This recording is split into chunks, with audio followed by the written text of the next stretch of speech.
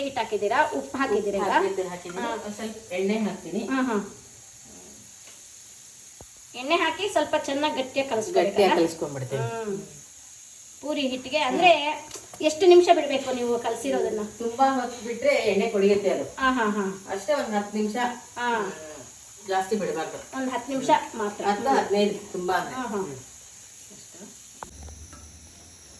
ನೋಡಿ ಇವತ್ತು ನಾವು ಶ್ರೀದೇವಿಯವ್ರ ಮನೆಗೆ ಬಂದಿದ್ದೀವಿ. ಅವ್ರೇನೋ ಪೂರಿ ಮಾಡ್ಕೊಡ್ತೀನಿ ಅಂತ ಹೇಳಿದಾರೆ, ಈಗೆಲ್ಲ ಕಲಿಸ್ತಾ ಇದ್ದಾರೆ ನೋಡಿ ಗಟ್ಟಿಯಾಗಿ.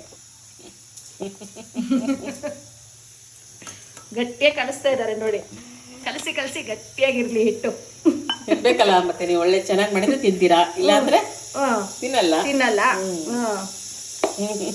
ನೋಡಿ ಎಷ್ಟು ಪ್ರೀತಿಯಿಂದ ಗಟ್ಟಿಯಾಗಿ ಕಲಿಸ್ತಾ ಇದ್ದಾರೆ.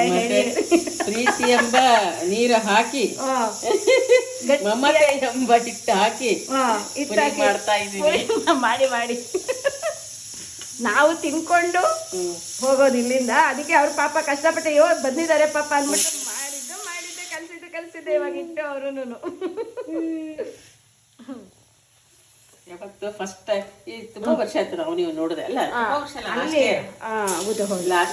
ಲಾಸ್ಟ್ ಇಯರ್ ಅಲ್ಲಿ ಮೀಟ್ ಆಗಿದ್ವಲ್ಲ, ಅಮೆರಿಕಾದಲ್ಲಿ ಮೀಟ್ ಆಗಿದ್ವಿ. ಆಮೇಲೆ ನೆಕ್ಸ್ಟ್ ಇದೆ. ನೆಕ್ಸ್ಟ್ ನಿಮ್ಮನೆಗೆ ಬಂದ್ಬಿಟ್ಟಿದೀವಿ ನಾವು. ಒಳ್ಳೆ ಕೆಲಸ ಮಾಡಿದ್ರಪ್ಪ, ಖುಷಿ ಆಯ್ತು ನೀವು ಬಂದದ್ದು. ನಮಗೂ ನಿಮ್ಮನ್ನ ನೋಡಿ ತುಂಬಾ ಖುಷಿ ಆಯ್ತಪ್ಪ ಬಂದು, ನಿಜವಾಗ್ಲೂ. ನೀವು ನಮ್ಗೆಲ್ಲ ಎಷ್ಟು ಆತಿಥ್ಯ ಮಾಡ್ತಾ ಇದ್ದೀರಾ ನೋಡಿ, ಎಲ್ಲ ಅಡಿಗೆಗಳೆಲ್ಲ ಮಾಡಿಕೊಂಡು. ಅಡಿಗೆನೇ ನೋಡೋಣ ಏನೇನು ಅಡಿಗೆ ಮಾಡಿದ್ದಾರೆ ನೋಡೋಣ, ನಾವು ಬಂದಿದ್ದೀವಿ ಅಂತ. ಚೋಲೆ ಮಾಡಿದ್ದೀನಿ. ಪೂರ್ತಿಯಾಗಿ ಕಲಿಸಿದ್ದಾರೆ. ಈಗ ಅಂದಾಗ ಸ್ವಲ್ಪ ಗಟ್ಟಿಯಾಗಿ ಇದಾಗಬೇಕಾ ಪ್ರೆಸ್.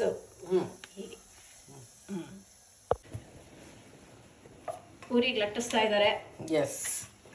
ಬಿಸಿ ಬಿಸಿ ಊಟ ಮಾಡಿ, ಪುರಿ ಪಲ್ಯ, ಅನ್ನ ಸಾರು, ಪಾಯಸ ತಿನ್ನಿ, ಕೋಸಂಬರಿ ತಿನ್ನಿ, ಚಟ್ನಿ ತಿನ್ನಿ, ಎಲ್ಲಾನು ಮಾಡಿದ್ದಾರೆ.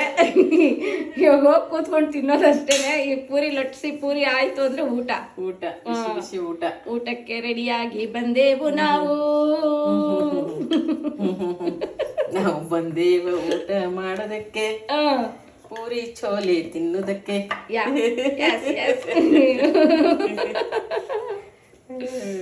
ಉತ್ತರ ಕರ್ನಾಟಕದ ಶೈಲಿ ಇದು. ಉತ್ತರ ಕರ್ನಾಟಕ ಅಲ್ಲ ಇದು, ಉತ್ತರ ಕರ್ನಾಟಕದೇನು ಮಾಡ್ಲಿಲ್ಲ ಇವತ್ತು. ಅದಂದ್ರೆ ಜೋಳದ ರೊಟ್ಟಿ ಮಾಡ್ಬೇಕಾಗಿತ್ತು. ಮತ್ತೆ ಅದ್ಯಾವ್ದು ಚೋಲೆ ಅಂದ್ರೆ? ಚೋಲೆ ನಾರ್ತ್ ಡಿಶ್ ಇದು. ಚೋಲೆ ಪೂರಿ ಸಾರು ಒಂದು ಬೆಂಗಳೂರು ಸ್ಟೈಲು. ನೋಡಿ ಎಲ್ಲಾ ಸ್ಟೈಲ್ಗಳು ಸಾರು ಅಡಿಗೆ, ಎಲ್ಲಾ ಸ್ಟೈಲ್ದು ಅಡಿಗೆ ತಿನ್ಬಿಟ್ಟು ಹೋಗೋದು ಇವಾಗ. ಗೌರಿ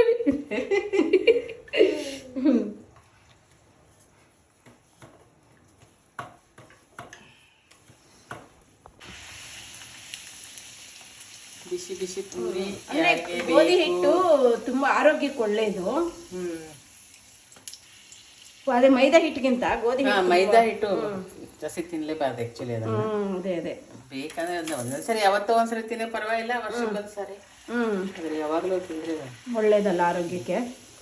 ನೋಡಿ ಎಷ್ಟು ಚೆನ್ನಾಗಿ ಎಲ್ಲ ಬ್ರರ್ ಅಂತ ಊದ್ಕೊಂಡ್ ಬರ್ತಿದೆ ನೋಡಿ, ಎಷ್ಟು ಚೆನ್ನಾಗಿ ಸೂಪರ್ ಆಗಿದೆಯಪ್ಪ. ಅದಕ್ಕೆ ಹೇಳ್ತೇನೆ, ಯಜಮಾನ್ರ ಜೊತೆ ಊಟ ಬಿಸಿ ಬಿಸಿ ತಿಂದ್ಬಿಡಿ ನೀವು. ಎಲ್ಲ ಒಟ್ಟಿಗೆ ಕೂತ್ಕೊಂಡು ಊಟ ಮಾಡೋಣ ಅಂತ ಆಸೆ, 3 ಜನ. ಲಟ್ಟಿಸ್ತೀನಿ, ಅದು ಪೂರ್ತಿಯಾಗಿ ಕಲಿಸಿದ್ದಾರೆ. ಈಗ ಅಂದಾಗ ಸ್ವಲ್ಪ ಗಟ್ಟಿಯಾಗಿ ಇದಾಗಬೇಕಾ ಪ್ರೆಸ್.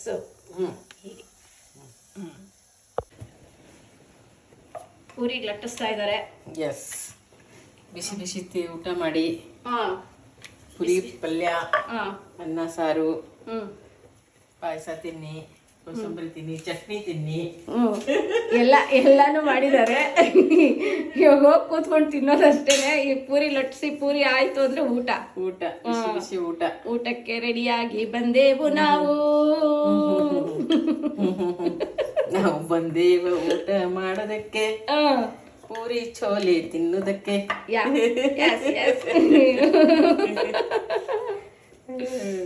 ಉತ್ತರ ಕರ್ನಾಟಕದ ಶೈಲಿ ಇದು ಉತ್ತರ ಕರ್ನಾಟಕ ಅಲ್ಲ ಇದು. ಆ?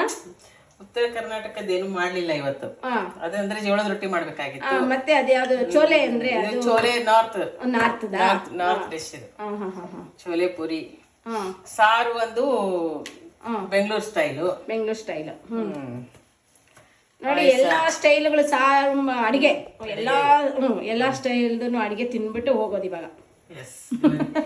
ಗೌರಿ ಬಿದ್ದವರಿಗೆ. ಗೌರಿ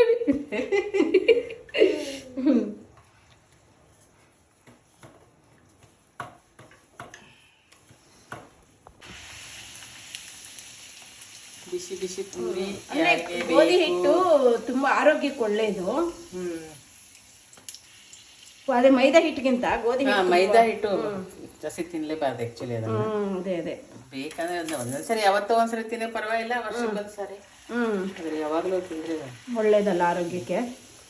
ನೋಡಿ ಎಷ್ಟು ಚೆನ್ನಾಗಿ ಎಲ್ಲ ಬ್ರರ್ ಅಂತ ಊದ್ಕೊಂಡ್ ಬರ್ತಿದೆ ನೋಡಿ, ಎಷ್ಟು ಚೆನ್ನಾಗಿ